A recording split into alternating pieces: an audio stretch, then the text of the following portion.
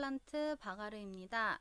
오늘은 전자차트 원클릭의 데스크 업무에 따른 이제 기능에 대해서 몇 가지 안내를 해 드리려고 합니다. 제일 먼저 전자차트를 왜 써야 되는지를 이제 조금 더 알려드리고 싶어요. 데스크 업무에서 가장 많이 찾으시는 게 이제 기존의 전자차트를 사용을 안 하게 되면은 차트가 무조건 있으셨죠. 근데 전자차트를 사용하시게 되면 차트 보관 공간이 필요하지 않습니다. 그렇기 때문에 그 공간을 이제 직원 휴게실로 사용을 하시거나 대체되는 다른 공간으로도 이용을 하실 수가 있습니다. 그리고 이제 차트를 찾는 시간이 단축이 되겠죠. 뭐 예를 들어서 환자가 내원을 했는데 이 환자의 동명이인부터 생년월일까지 다 차트를 찾아야 되는 시간이 단축되기 때문에 이제 진료를 더 빠르게 이제 보실 수가 있는 거죠. 그래서 이제 업무 효율성이 더 향상이 되실 것 같습니다. 그러면 이제 원클릭의 데스크 업무 기능을 바로 보여드리겠습니다. 제일 먼저 초성으로 환자 이름 검색이 가능합니다. 그래서 왼쪽 상단에 환자를 검색하는 이제 검색창이 있는데 이렇게 초성으로 검색이 가능하기 때문에 이렇게만 입력을 해도 하단에 이 환자의 생년월일 그리고 성별까지 나타나서 바로 이 환자의 차트를 열어서 보실 수가 있는 거죠. 그리고 이제 개인정보 동의서라든지 이런 화면에 보시는 것처럼 이런 임플란트 치료 동의서도 마찬가지로 기존에는 서면으로 사인을 받아서 이제 보관을 하셨다면 지금은 프로그램 상에서 가능하기 때문에 여기서 서명을 하고 이제 그 프로그램 내에 보관을 하실 수가 있는 거죠. 그리고 이제 저희는 녹음 기능이 별도로 있어서 환자가 체어에 있는 상태에서 동의를 받기가 사실 어렵잖아요. 그래서 그런 이제 주의사항을 녹음 버튼을 눌러서 안내를 해주고 동의를 한다고 하면 그것같이 같이 녹음을 해서 보관을 하실 수가 있습니다. 그리고 이제 메디컬 얼랏이라는 기능도 들어가 있는데 이 부분은 제가 이제 저번 주에 콘텐츠로 해서 한번 세부적으로 자세히 보여드렸던 기능입니다. 이 메디컬 얼랏 기능은 환자의 과거 병력을 사전에 입력을 할 수가 있어요. 그래서 화면에 보시는 것처럼 뭐 알러지가 있다거나 아니면은 뭐 고혈압 당뇨병이 있어서 약을 먹고 있는 게 있다거나 아니면은 과거에 뭐 수술한 경력이 있다거나 이런 부분을 이쪽에 사전에 넣어주게 되면 원장님이 실제로 이제 원해 처방을 낼 때 이 성분에 대한 알러지가 있으면 대체 약품을 알아서 프로그램에서 찾아줍니다. 그래서 이런 기능도 이제 데스크에서 진행을 하실 수가 있습니다.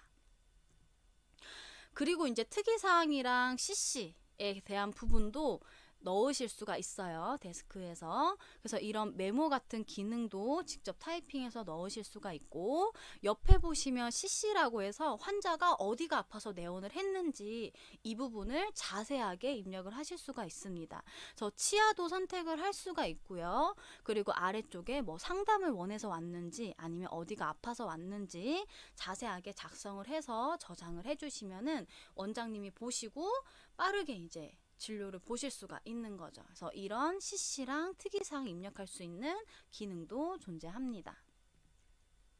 그리고 이제 접수했을 때 접수 당시에 이제 담당 원장님 그리고 담당 위생사님 그리고 이 환자가 몇 번 체어에 들어가야 되는지 이 부분도 이제 의사랑 위생사 체어도 선택할 수 있고 그래서 이제 마지막으로 접수를 하게 되면 이 오른편에 있는 접수 목록에 올라갑니다. 그래서 이제 대기 시간까지 자동으로 리셋돼서 알려주기 때문에 환자가 얼마나 대기했는지도 한 화면에서 파악을 하실 수가 있는 거죠.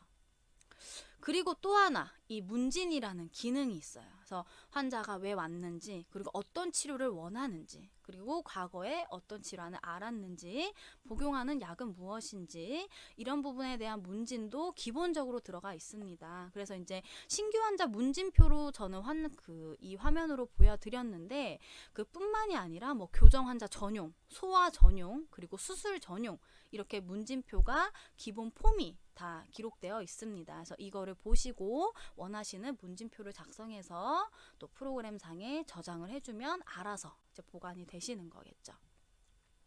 그리고 이제 가장 중요하죠. 또 이제 리콜을 많이 이제 데스크에서 사용을 하시죠. 그래서 뭐 검진이 있다거나 아니면은 뭐 교정 환자거나 아니면 뭐 다른 진료가 있어서 내원을 해야 된다거나 이런 경우도 이제 리콜 환자를 다 설정을 해서 이제 처리가 완료되면 여기에 확인 상태의 미처리 처리라고 그 상태까지 알 수가 있어요. 그리고 담당자는 누구인지, 그리고 어떤 종류의 이제 리콜을 진행을 했는지 이 부분까지 리스트업 돼서 이제 보실 수가 있고, 그래서 이제 아래쪽에 CRM 기능도 있습니다. 그래서 뭐 전화로 처리를 했는지, 뭐 문자로 했는지, 카카오 알림톡으로 이제 진행을 했는지 이 부분도 버튼으로 처리가 가능하기 때문에 이 리콜의 이제 처리 상태도 같이 보실 수가 있습니다.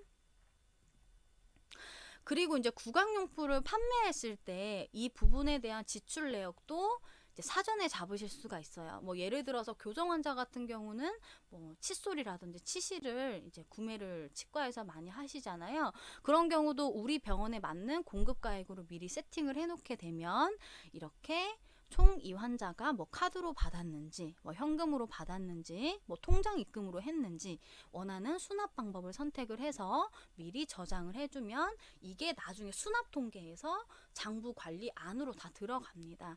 그렇기 때문에 이제 이렇게 기타 수입으로 이제 구강용품이나 뭐 비품이나 뭐 서류 발급비나 이런 비품으로 들어가는 지출 내역도 나머지 이제 통계 부분에서 다 확인을 하실 수가 있는 거죠. 그래서 이렇게 지금 제가 데스크 업무 쪽만 잠깐 보여드렸는데 전자차트를 사용하게 되면 이렇게 많은 기능을 조금 더 효율적으로 이용할 수가 있어요. 왜냐하면 이제 기존에 있던 종이로 했던 부분이 다 없어지기 때문에 프로그램 하나에서 모든 업무 처리를 하실 수가 있습니다. 그래서 지금까지 보신 화면이 이제 원클릭의 데스크 업무 메뉴였습니다.